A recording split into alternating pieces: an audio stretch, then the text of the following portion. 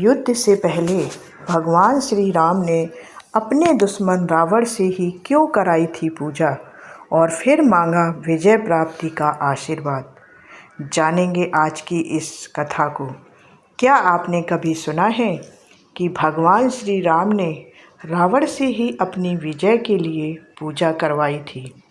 जी हाँ, वही रावण जो राम का सबसे बड़ा शत्रु था, वही लंका का अधिपति जिसने माता सीता का हरण किया, वही 10 शीश रावण जिसने युद्ध भूमि में श्री राम को चुनौती दी।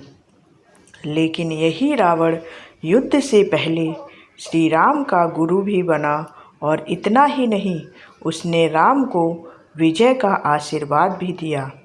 यह कथा विरोधाभासों से भरी हुई है और यही इसे दिव्य और अद्वितीय बनाता है। तो आइए चलते हैं समय की धारा में पीछे और जानते हैं युद्ध से पहले घटित वह कथा जिसने धर्म, विद्या और मर्यादा का एक अनुपम उदाहरण प्रस्तुत किया है। लंका के युद्ध का समय निकट आ चुका था।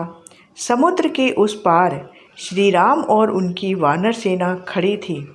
वानर राज सुग्रीव, हनुमान जी, अंगद और जामवंत सबके मन में एक ही संकल्प था, माता सीता को रावण की कैद से मुक्त कराना और अधर्म का अंत करना। परंतु श्री राम केवल एक योद्धा ही नहीं थे, वे मर्यादा पुरुषोत्तम भी थे। उनके लिए धर्म और मर्यादा हर परिस्थिति में सर्वोपरि थी। वे जानते थे कि अधर्म और अहंकार पर विजय पाने के लिए केवल बल ही पर्याप्त नहीं है, उसके लिए ईश्वर की कृपा और धर्म का आशीर्वाद भी आवश्यक है। युद्ध से पहले श्री राम ने संकल्प लिया कि वे भगवान भोलेनाथ की पूजा कर उनकी कृपा से विजय का आशीर्वाद प्राप्त करेंगे। समुद्र तट पर जहां आज रामेश्वरम का पवित्र धाम स्थित है, उन्होंने शिवलिंग की स्थापना का निश्चय किया। परंतु एक समस्या सामने आई। शिव पूजा और यज्ञ की पूर्ण विधि विधान से संपन्नता के लिए एक विद्वान आचार्य की आवश्यकता थी। बिना विद्वान ब्राह्मण के यह पूजा अधूरी रहती। तब श्री राम ने अपने निकटवर्ती जनों से पूछा, इस ब्रह्मांड में सबसे बड़ा विद्वान और योग पंडित कौन है जो इस पूजा को संपन्न करा सके? सबकी जुबान पर एक ही नाम आया, लंकेश रावण। हाँ, वही रावण जिसे लोग केवल खलनायक समझते हैं, वास्तव में एक अद्वितीय विद्वान था। वह वेदों, उपनिषदों और शास्त्रों का विद्वान ज्ञानी था। ज्योतिष और तंत्र विद्या में उसकी पकड़ इतनी गहरी थी कि उसने 9 ग्रहों तक को अपने अधीन कर लिया था। इतना ही नहीं, वह भगवान शिव का अनन्य भक्त था। भले ही वह अधर्म के मार्ग पर चलकर अहंकारी बन गया था, लेकिन विद्या और भक्ति के स्तर पर वह अद्वितीय था। यही कारण था कि श्री राम ने के सामने नाम आया तो केवल रावण का ही। जब यह सुझाव रखा गया तो सब हैरान रह गए। कैसे कोई अपने शत्रु को स्वयं बुलाकर अपनी विजय का मार्ग प्रशस्त कर सकता है? लेकिन राम के लिए शत्रु और मित्र की परिभाषा धर्म से बड़ी नहीं थी। उन्होंने बिना संकोच यह कह दिया, यदि विद्या में सबसे श्रेष्ठ रावण है तो पूजा उसी से कराई जाएगी। यही राम की महानता थी। राम ने रावण को निमंत्रण भेजा। लंका का राजा इस निमंत्रण को पाकर एक क्षण को ठिठका। सामने उसका सबसे बड़ा शत्रु था, जो कुछ ही दिनों में उसे युद्ध भूमि में चुनौती देने वाला था। लेकिन यह निमंत्रण किसी युद्ध का नहीं, बल्कि भगवान शिव की पूजा का था। रावण का हृदय शिव भक्ति से भरपूर था। भले ही वह अहंकार और अधर्म में डूब चुका हो तो लेकिन शिव की आराधना और विद्या का अपमान वह कभी नहीं कर सकता था। अंततः उसने निमंत्रण स्वीकार किया और रामेश्वरम पहुंचा। रामेश्वरम में एक अद्भुत दृश्य देखने को मिला। युद्ध भूमि में जो दोनों शत्रु बनकर खड़े होने वाले थे, वे उस क्षण गुरु और शिष्य के रूप में उपस्थित थे। रावण ने पूरे विधि विधान से शिवलिंग की स्थापना कराई, मंत्रोच्चार किया, पूजा संपन्न कराई और यज्ञ की सभी क्रियाएं पूरी की।